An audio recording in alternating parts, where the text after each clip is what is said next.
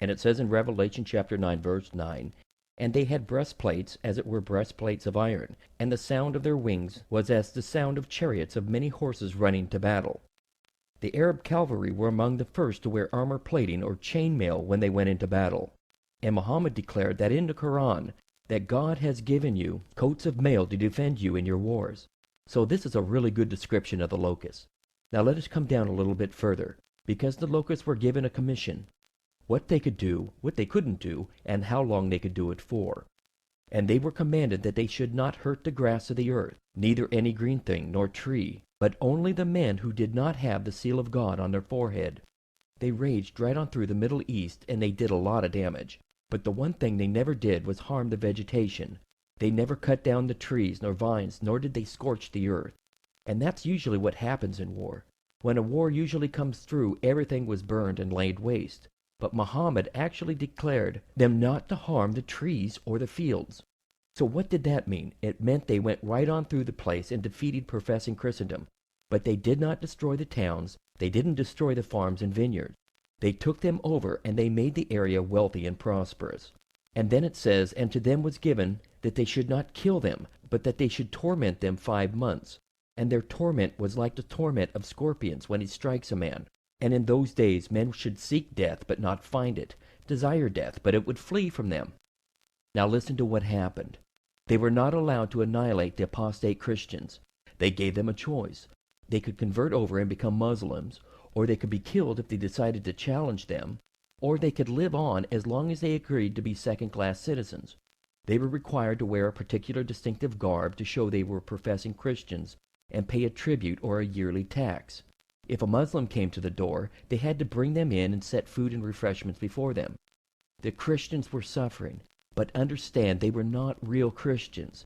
They had just an outward form of idolatry, and they did not have the Spirit of God that caused them to accept martyrdom. They sought death, but couldn't find it, the prophecy says, because they had not the guts, they had not the nerve or the Holy Spirit determination. The early Christians had defied Rome, and they got burned alive and thrown to the lions in the Colosseum. They never flinched, and they accepted martyrdom.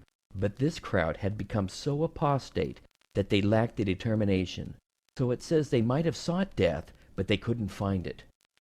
And so the Arabs conquered everything at one point, from the north of India, right across through Persia, North Africa, Egypt, Spain, Portugal, and across the Pyrenees Mountains. And they were stopped in 732 AD at the Battle of Tours by the king of the Franks. During the 10 years between 634 and 644, Muhammad's successor, the Caliph Omar, captured 36 cities, destroyed 4,000 churches, and built 1,400 mosques. And it took them 200 days to go from one extremity of the empire to the other, so great it became. This was the heyday of Arabian power, the 5th and 6th trumpets. This is the day of the glory of the Mohammedan people. And let us not forget they did become a mighty and multitudinous people.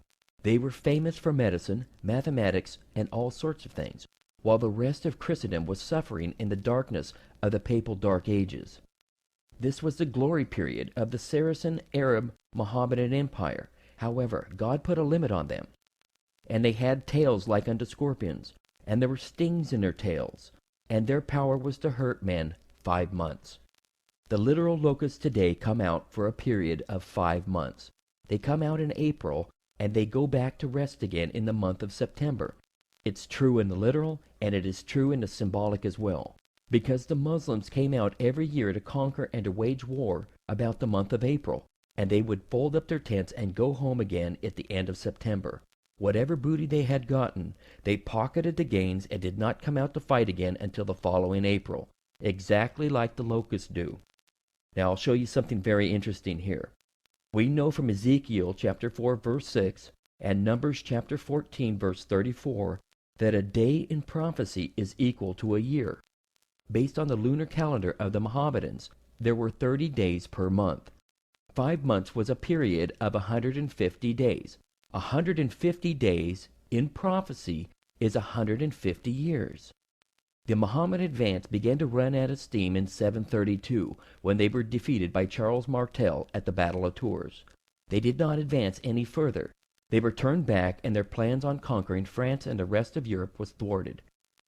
They subsequently besieged the great city of Constantinople, the capital of Byzantium in the Eastern Roman Empire, twice. Both sieges failed. They failed to capture the city. During this reign of the period of Mohammad, there had been one supreme caliph or ruler. But in 750, they finally divided into the Eastern and Western Caliphate. Baghdad became the center of the caliphate and the central authority for Islam at that time. Now let's do some calculations. In 612 AD, Muhammad proclaimed his mission and started his new religion of Islam. 150 years later, in 762, Baghdad became the capital of the Eastern Caliphate.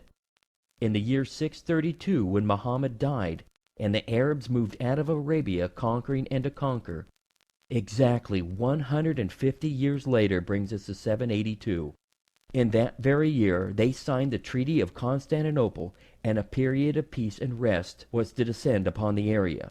The Eastern Roman Empire, Byzantium, agreed to pay a financial tribute of gold, silver, and goods every year to the Caliph of Baghdad. A peace agreement had been reached, but the Word of God says, "One woe is past, and behold, there come two more woes hereafter." The hand of God in history inspired prophecy given unto John on the island of Patmos. Now, I personally do not think he understood what the visions meant, or how they would be ultimately fulfilled, but John knew he had to record it for us. God says this is a record of what's going to come to pass, and it did just as God had said. History is pre-written, and all of it is in your Bible. If God is in charge of nations, then God is in charge of our lives as well. The Bible says, "Are not 5 sparrows sold for 2 farthings, and not one of them is forgotten before God? But even the very hairs of your head are all numbered. Fear not, therefore, ye are more valuable than many sparrows." God has it planned and all mapped out. If you've learned nothing else, learn that God is sovereign and He is in control. One woe is past.